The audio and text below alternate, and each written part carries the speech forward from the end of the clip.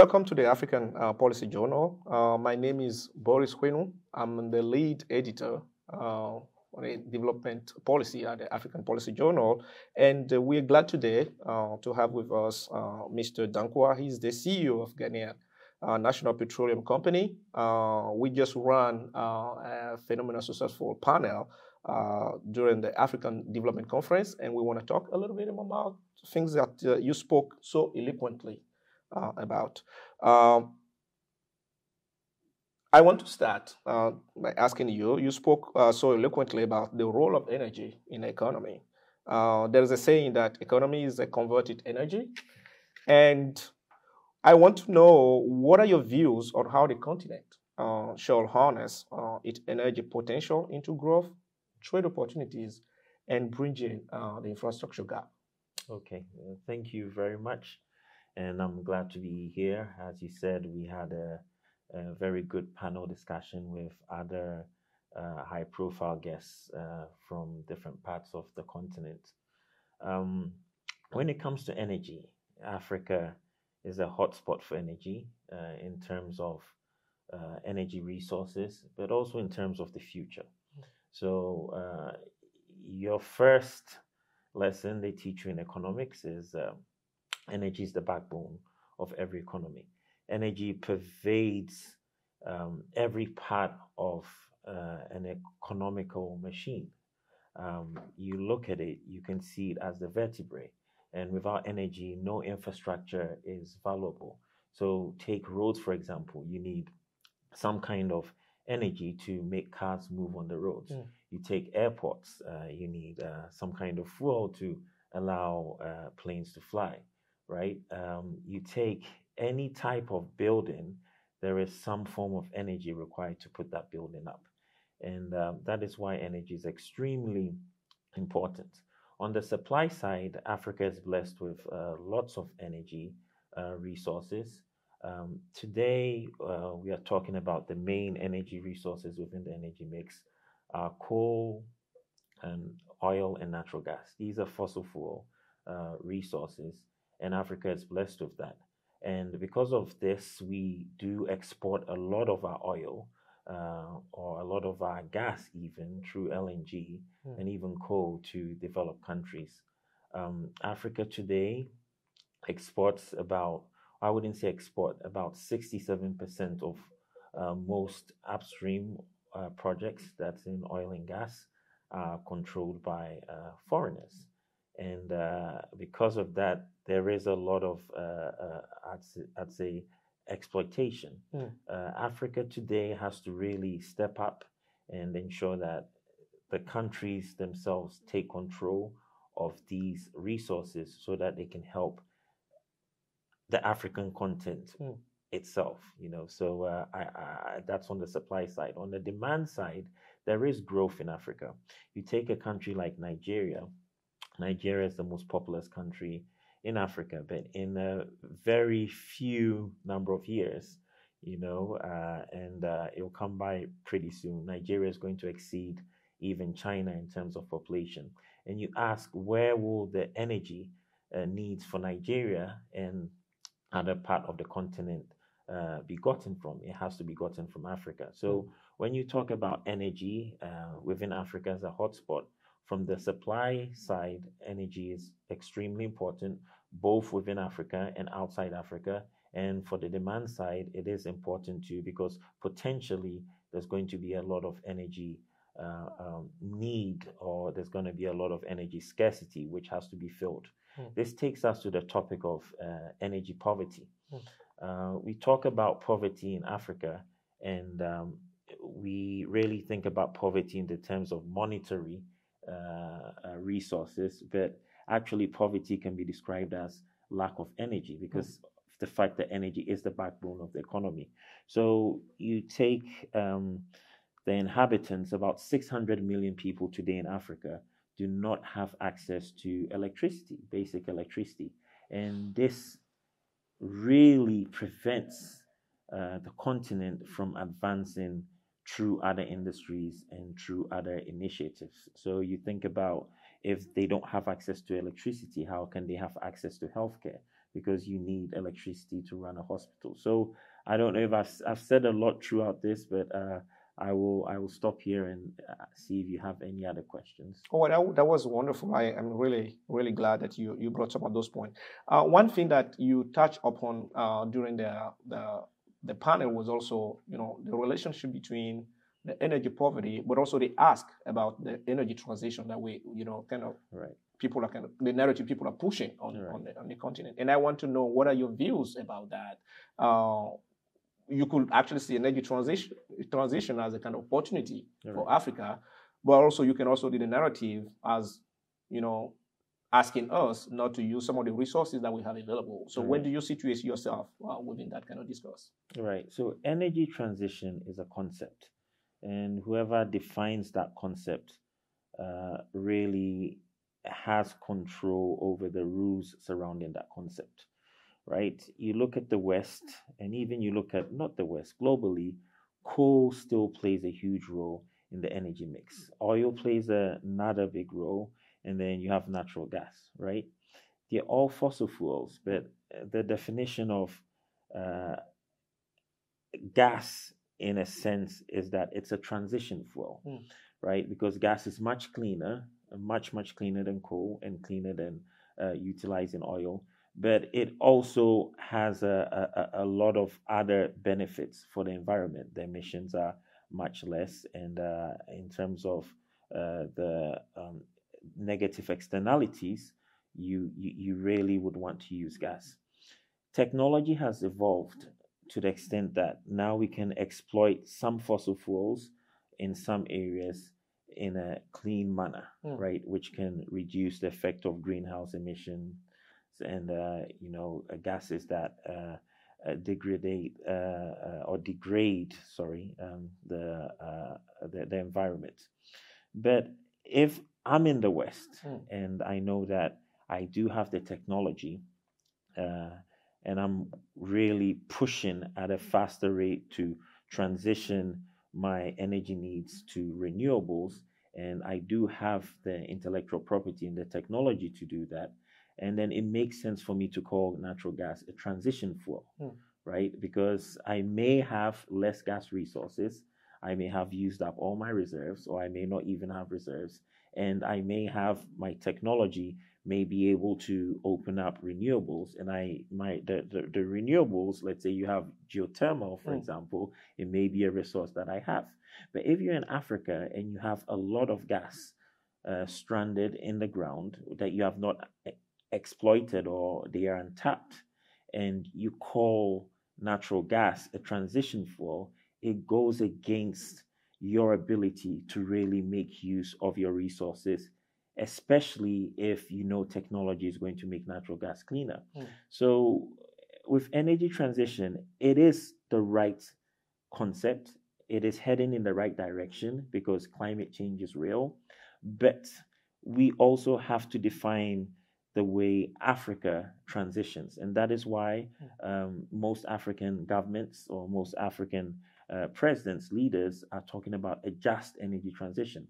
So, in my words, why not call natural gas a destination fuel instead of a transition fuel? Because you can still use it as a transition, but you can get to a point when you are exploiting natural gas in a very clean and efficient manner. And even, you don't know what the technology is, how it's going to evolve in the future, but even capture those carbon emissions that may cause harm to the environment. Oh, that's very great. So one thing that people will actually be talking a lot about is how the energy transition will become a kind of opportunity for African countries, because with the energy transition, there will also need to be a kind of mining boom. And most of those resources, especially the raw earth materials, they are actually on the continent. And I would like to know what's your take on how the continent should strategize to position herself as taking advantage of that kind of boom that is going to come by alleviating a lot of people out of poverty, but at the same time, helping the world solving the global warming issue. Right. What are your views on that? Right. It's one of those topics that you can see it from both angles, right? It does help. It's like, for example, I'd say think of employment boom in Asia, where people are making sweatshirts, right? It gives inhabitants over there work, but at the same time, some of them believe that they're building or factories or creating clothes and they're being exploited. So trade is interesting because both parties always benefit in trade. Somebody supplies and then someone demands, right? But balanced trade is the difficult because somebody may gain more than the other. And this is what is happening with the energy transition. You talked about precious metals that are used in different devices that are going to advance the energy transition are being mined in Africa, right?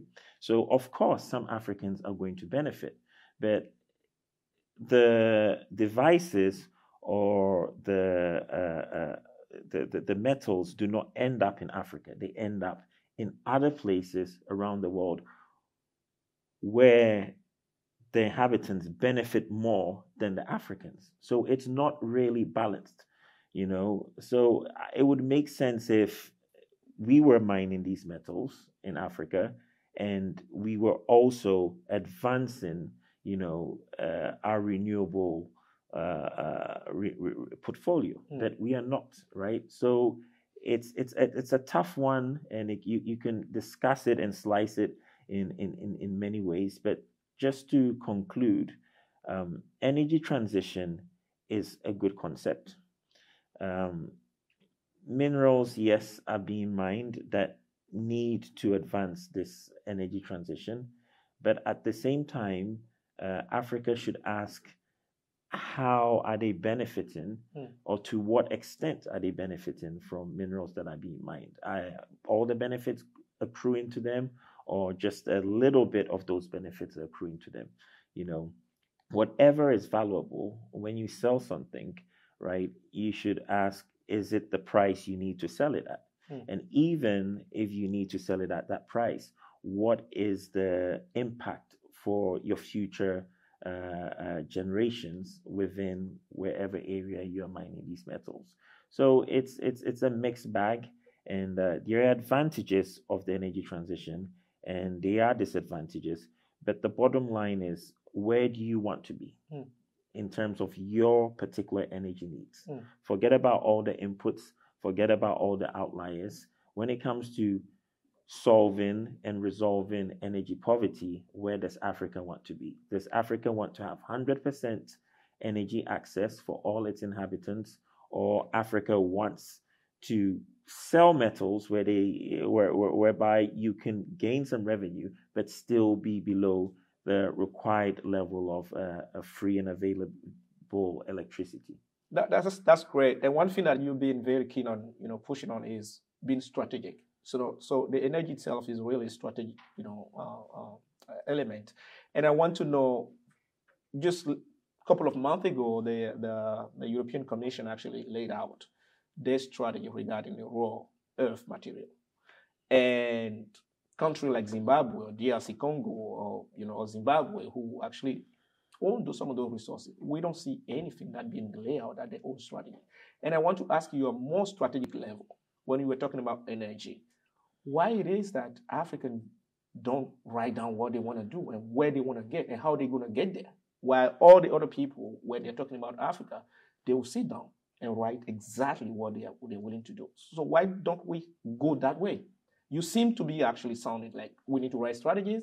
You're talking about it so eloquently, but I don't know where's the Ghanaian strategy about electricity or energy for all Ghanaians, and by what date we're going to look at that.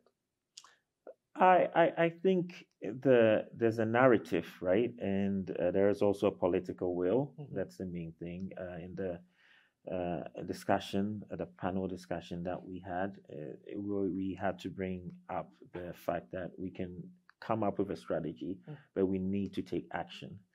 Actually, Ghana is one of the countries where we've achieved a high level of electrification for the inhabitants, much, much higher than the rest of Africa.